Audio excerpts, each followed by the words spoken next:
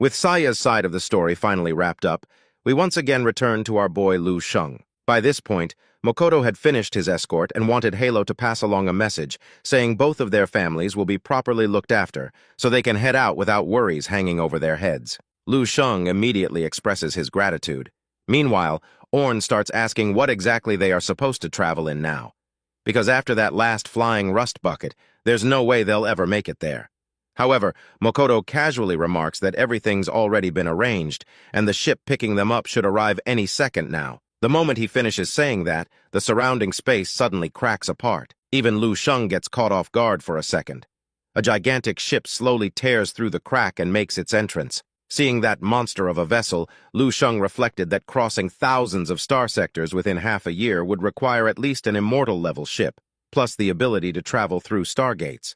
In other words, this thing was absurdly advanced. While he's still processing all that, Halo casually remarks that this is their ride, and they will be ride-sharing this time, which basically means they will be hitching a free trip along the way. A few moments later, several figures descend from the ship.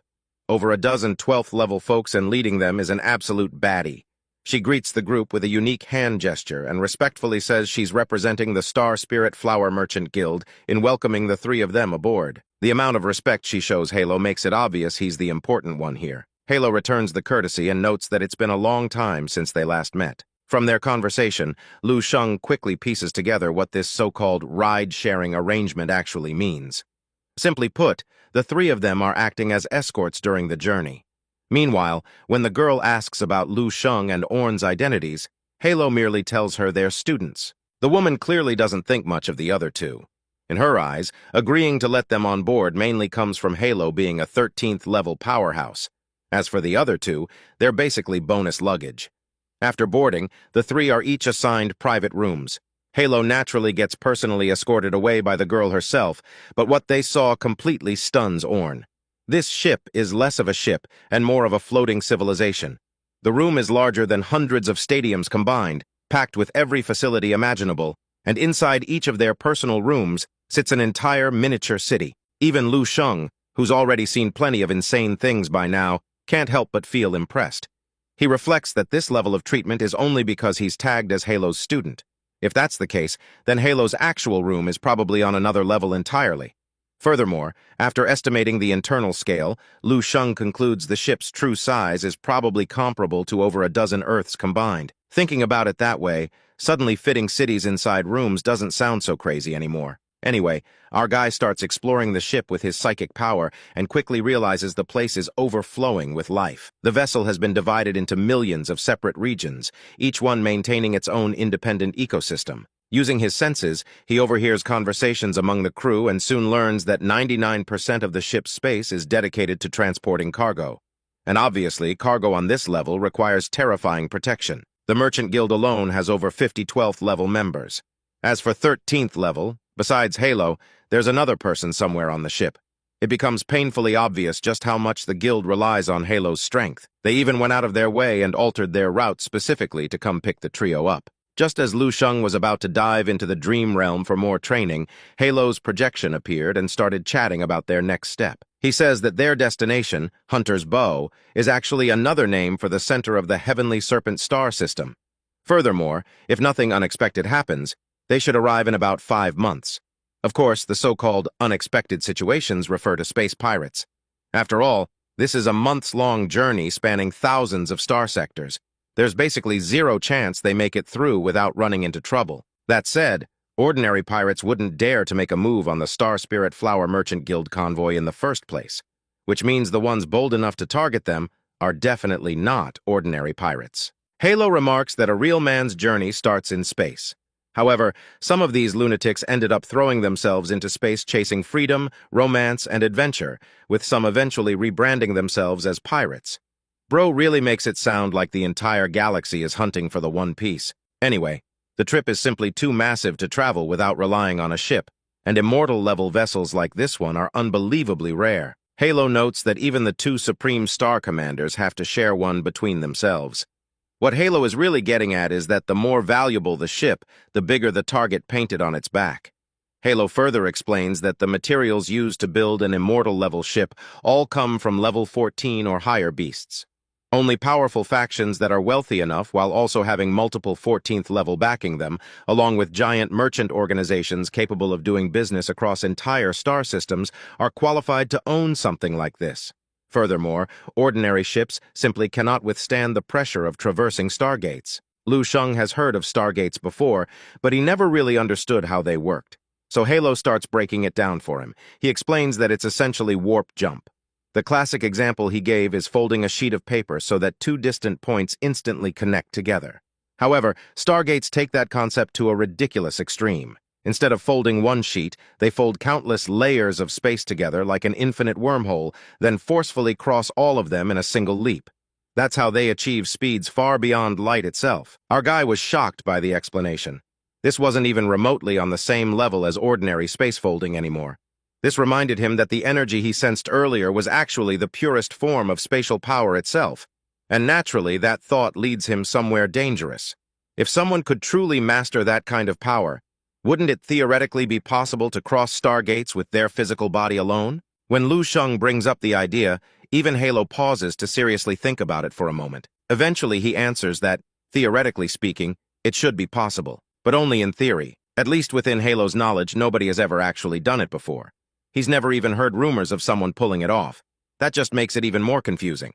So is it possible or not? Halo then explains that the classification of law powers has always been extremely vague, but among all known laws, there's one universally acknowledged as the strongest of them all, and that is the law of space and time. Halo explains that the law of space and time can actually be separated into two branches, the law of time and the law of space. Furthermore, these are also the two most common yet most mysterious forces in the entire universe. Every living being exists wrapped inside these powers at all times, yet nobody has ever truly managed to control them. That immediately puts Lu Sheng into deep thought. He asks if there's really not even a single person who has fully mastered either time or space. Halo firmly shakes his head.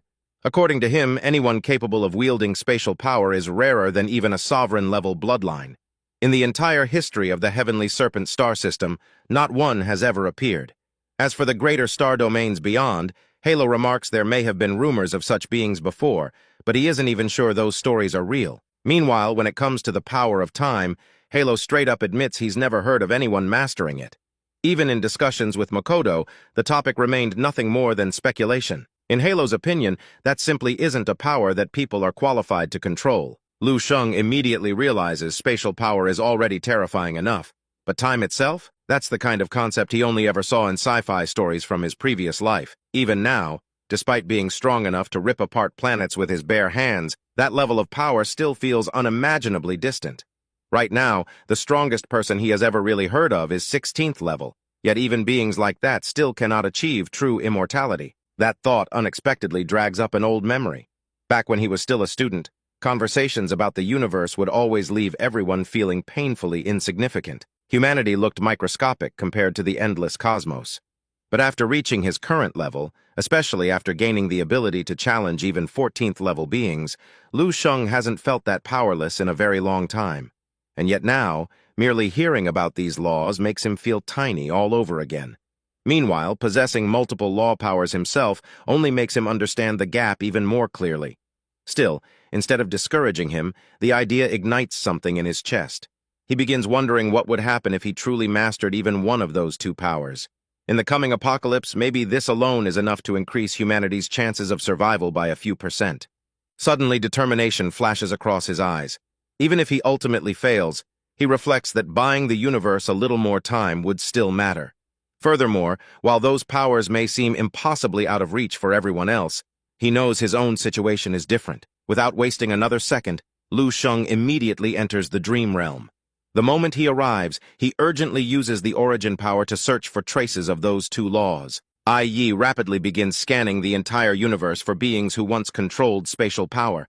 Lu Sheng notes to himself that Halo only mentioned one might appear in an entire star domain, but this search is covering the whole universe. The scale is completely different. Soon enough, a result finally appears. But the moment Lu Sheng sees the person ranked at the very top, he freezes. Turned out, it's his teacher. That completely catches him off guard. He knows for a fact that his teacher cultivated the Four Extremes path, so how could he also be ranked as the #1 user of spatial power? Lu Sheng suddenly realizes something else, too. All this time, he's been desperately trying to inherit the paths of both his senior brothers and his teacher, yet among them all, his teacher's martial path remains the one he understands the least. Even after everything he's accomplished, he can only be considered someone who has barely scratched the surface. He can't help letting out a sigh, wondering how long it'll take before he truly comprehends it. And right at that moment, a voice suddenly echoes behind him. It calmly remarks that Lu Sheng reached this stage even faster than expected. Lu Sheng abruptly turns around and sees a projection of his teacher standing there. The man smiles and notes that it's been a long time. Instantly, Lu Sheng's face lights up. He never expected to see his teacher again so soon. Meanwhile, the scene shifts, and the massive ship continues its journey. At the very front of the vessel, a strange, gooey substance gets launched outward, instantly melting open a giant hole in space. The ship accelerates directly into the opening and, in the blink of an eye, bursts out from another side entirely.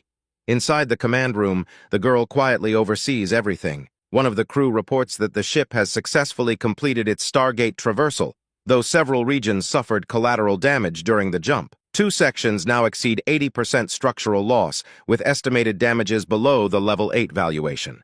The girl calmly remarks that the losses are acceptable. Afterward, she orders a shift rotation and tells everyone to rest for half a day. Right now, the ship needs time to replenish energy reserves and stabilize its hull before the next jump. And unfortunately, that's also the most dangerous period, because this is exactly when those damn bastards start getting restless. The girl then asks about Wu Tian and Halo's current whereabouts. The crew quickly reports that Lord Wu Tian has already headed to the entertainment district, while Lord Halo has been staying inside his room the entire time. The girl reflected that, after all, Wu Tian has long been someone they've trusted for years. Halo, meanwhile, only joined temporarily, so in her eyes he's still under observation. Even so, she immediately tells the crew to make sure to accommodate Halo with everything he asks. Only after that does she casually ask about the 2 students. When she hears Lu Sheng and Orn have also remained quietly inside their rooms the whole time, she simply remarks that staying obedient is good enough. They're only 12th level anyway, so there's no need to pay them too much attention.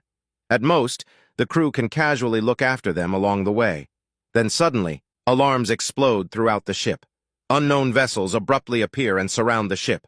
Over 100 enemies arrive in formation, led by 7 12th level. She immediately orders every 12th level on board to get to work.